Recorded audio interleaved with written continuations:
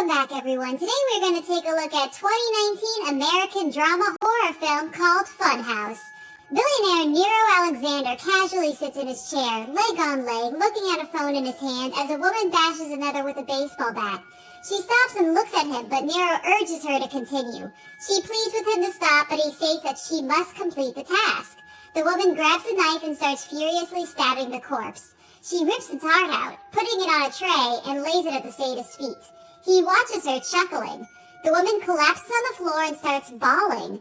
On Nero's order, his guard puts a suitcase filled with money in the woman's arms and takes her away. After that, Nero starts scrolling through an article on his phone showing top 10 fails at fame.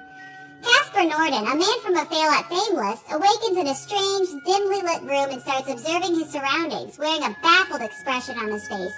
He finds a welcome card near his pillow. As he grabs it, a voice through the speakers welcomes him to the Funhouse House of Fun and instructs him to get dressed and go to the common room. A flashback shows his advisor telling him about a new reality show. Kasper says he doesn't want to participate, but his advisor insists he joins, saying this could be his key to fame and success. Kasper goes outside and sees a few others there. More people slowly pool out to the common room, seemingly just as confused as him. It's revealed that they too one day woke up at this house, not having a single clue how they got there. A screen at the front turns on, welcoming them to the Funhouse, where they'll be broadcasted live throughout the world. The contestants are introduced. Ula, an Instagram model. Headstone, a wrestler. Kat, an actress. Dex, a rapper. Lonnie, a dating show host. Nevin, a YouTuber. Zimna, a hazing website owner. And Kasper, the ex-husband of a pop star. After the introductions, Zinma apologizes to Lonnie and Kasper, who were the victims of her hazing, but offense has already been taken. An animated panda appears on screen and introduces itself as Funhouse and explains that every 3 days, the viewers' vote will decide who leaves until a winner is chosen. If two contestants end up at the bottom as a tie, they will face a challenge that'll decide who stays. Zimna asks about the cameras. Funhouse says they're hidden all around the house and the videos will be blurred while they're in the shower. However, they can choose to remove the blur feature. Nevin declares he's claustrophobic, but Funhouse says he's confined to the house since the terms were made clear in the contract. Funhouse leaves after this as the others clap for him.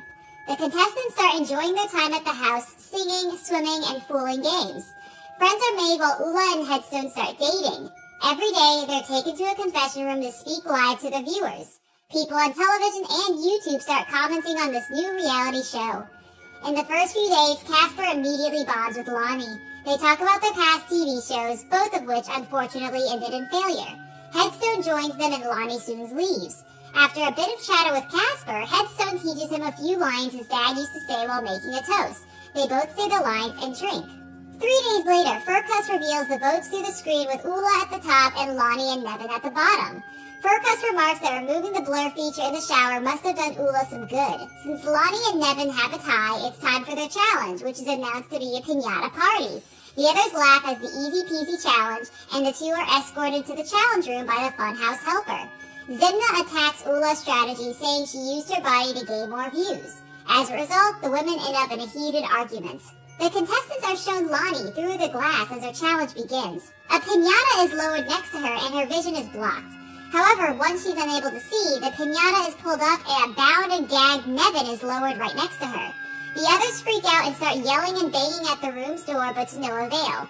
Lonnie starts unknowingly beating Nevin with the baseball. The others watch in horror as he slowly and tortuously meets his demise. Lonnie is then told to remove her goggles. She looks at the battered corpse of Nevin and collapses, bawling her eyes out. It is revealed that Funhouse is controlled by Nero. He explains to the horrified contestants that only one of them will leave the Funhouse alive. If anyone tries to escape, he or she will be given the most painful death. The comments of a YouTuber on the show reveal that the Funhouse is being considered a staged show. People can't seem to believe they witnessed the live torture. While shaken contestants are sitting in the common room, Dex remarks they need to escape. Kasper reminds him what Funhouse says, but the frustrated Dex refuses to think rationally. After seeing the sky through the glass of plants area, he breaks the glass and gets inside, despite the others' warnings. However, as soon as he steps in, the sky, which turns out to be a projected image, disappears to reveal a roof. Nero's workers appear bearing guns to take Dex away. When he refuses to go, they shoot him in the leg and take him.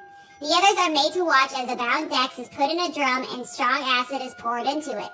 Dex screams in agony as his flesh and bones start dissolving into the acid. The media now realizes that the Funhouse is indeed a sadistic torture chamber, but others still present their theories of drama for ratings. Dex is pulled up to show the others his lower half fully dissolved. The others look in horror as his innards hanging from what's left of his body. Farkas appears on screen and tells him to learn from Dex's punishment. When the contestants go to the confession room next, instead of cheerfully asking for votes, they cry and beg for them. On live TV, Darla, Kasper's famous ex-wife, talks about his harmless and sweet personality, begging Farkas to stop the game, but the sadist is nothing but entertained by her pleas. While drinking together, the contestants ask Kasper about Darla. He tells them his story, how he met her, instantly fell in love with her, and married her. While the others look in awe, Headstone cuts a joke, making them all laugh. Ula remarks they're not in a situation to laugh, which Zimna says they can't sleep and cry all day like her. Funkus appears and tells them the scores from the most recent votes. This time, Kat seems to be on top, while Ula and Zimna have ended up at the bottom. Ula shows her disappointment at ending up with the same score as Zimna. Zimna gets enraged and starts yelling at her. Furkas announces blind rage as their next challenge as the minions appear and take the girls away, threatening to shoot anyone who interferes. In the challenge room, the girls are given axes and told that as soon as the lights turn off, they'll have to fight blindly until one of them dies. The lights are then cut, but the others are shown the competition through night vision. The girls start swinging their axes, but Ula soon drops hers. While crying, she gets on all fours, looking for her axe as furious Zimna swings her axe around viciously. Ula finds her axe and swings at Zimna, whose cursing makes her position much predictable, thus splitting her head in half. After this, Ula gets desperate for views. Believing her body to be her only weapon, she again displays it. Nira appears to be greatly amused by her desperation. An IT expert on the television explains that through numerous Tor and Onion connections, the game hosts have protected their location. Moreover, the live broadcast cannot be prevented since the host uses Onion routing. Kasper awakens in the middle of the night after hearing a crash. He goes outside to see Headstone passed out on the floor. He tries to get him to bed but is unable to. After he covers him with a blanket, Ula calls him to her. Seeing her extremely depressed, Kasper carries her to her room. When he lays her down, she requests him to stay. She asks him to make love to her, saying it might give them enough votes, and kisses him. But Kasper politely refuses. Headstone notices their proximity from the door and barges in before grabbing Kasper by the neck. When Lonnie intervenes, Headstone lets him go and leaves, seething in anger. The next day, Funkus reveals the new votes for them. Due to his kindness, Kasper had made it to the top while Ula has ended at the bottom. Funkus remarks that the viewers got bored of Ula's lewd displays, which was evident given there's so much variety just a click away. Greatly disturbed, Ula cries and talks about her life where everyone has always treated her like an object and only liked her for her body. Funcups claps at her heart-touching speech but says it's a little too late to be authentic now. Ula is taken to the challenge room and her challenge is announced, Forget Me Not, where she has to match a pair of her Instagram photos in under 2 minutes. As the countdown begins, she hurriedly starts looking through her photos. She gets close to victory, however, when the timer runs out, she still has 2 pairs to match. Funkus declares that she now has to spin a wheel to choose her fate. The dark parts represent a painful death through different torture methods, while the white parts represent a quick bullet to the head. Upon landing on a golden part, her challenge will be passed on to the next contestant with the lowest votes and she'll be safe. He then tells her to spin, saying if she doesn't, he'll choose a torture method for her. Ula approaches the wheel and spins it, which unfortunately lands on a black part, the rack. As a minion approaches her, Ula jumps at him and bites into his neck in rage. However, another one knocks her out using the rear of his gun. When she awakens, she finds herself spread-eagled on the ground with her limbs bound. The stretching soon starts, making her scream in agony, and her limbs are slowly ripped apart. The next day, the contestants are given gifts, pictures of theirs with their loved ones. They start crying as realization dawns on them that they'll never see their family again. Kasper is given a photo of him with Darla since his parents had died a long time ago in an accident, while Headstone is given one with his daughter. While Kasper is sitting by the pool crying, Lonnie approaches him. He tells her that it'll make no difference if he lives or dies. Nobody awaits him at his house and he'll always be known as Darla's ex-husband. Lonnie, however, tells him that his life does matter. Kasper says he owes her an explanation about Ula, but Lonnie stops him, saying she doesn't feel right talking about her.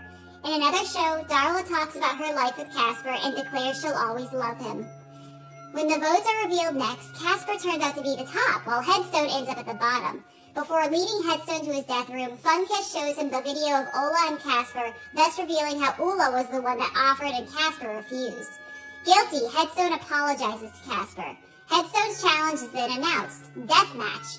4 deadly fighters are shown on the screen, and the audience is given the right to choose his opponent via voting.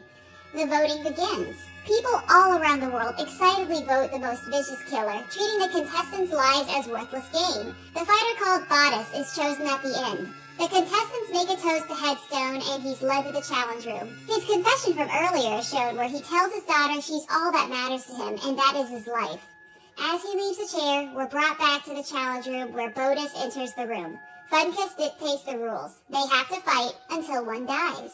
Headstone leads the first punch, taking the lead. As the fight progresses, he beats Bodice up, maintaining a lead. However, soon Bodice gets in the spirit and lands a few blows. The fight ends as Headstone grabs Bodice by the neck and holds him down until he suffocates to death.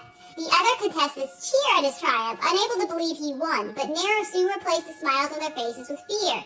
He lets the other 3 fighters into the room, saying Headstone must take them all at once. Realizing his death is now evident, Headstone tells Nero he'll await him in hell. He then looks at Kasper through the glass and starts reciting the lines he taught him earlier.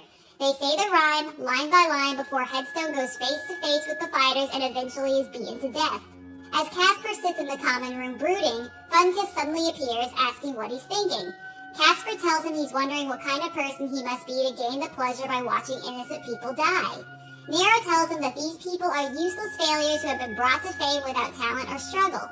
People like scientists and inventors actually deserve the fame these failures get. Kasper remarks there must be more, indicating Nero must have faced trauma in his life and he's doing this to get back at the world. Nero tells him he's doing it to cleanse the world of their sickness, so that people may start focusing on the people who actually matter. He adds he's entertaining people since it's human nature to love death and violence.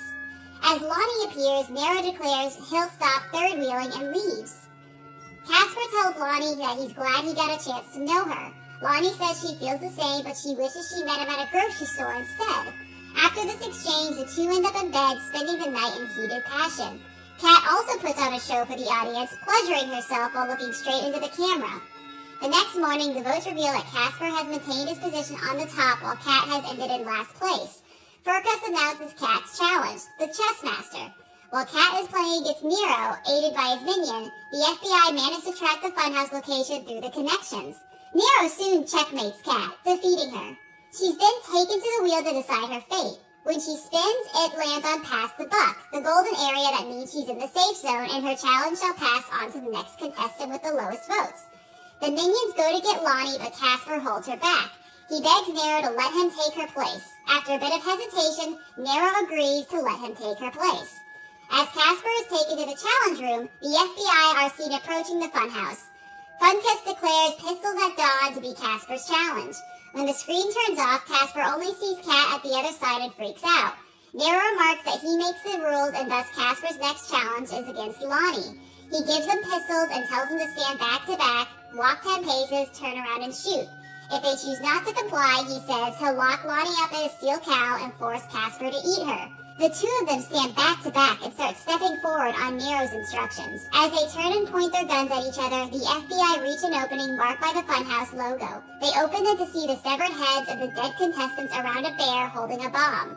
They realize they've been fooled and walk away. Kasper and Lonnie nod to each other while holding the guns. They put the guns to their chins and pull the trigger, committing suicide together. Nero thus announces Kat as the winner. A disheveled cat comes up a road amidst the woods and flags a car as a voice in the back declares she was found safe and sound.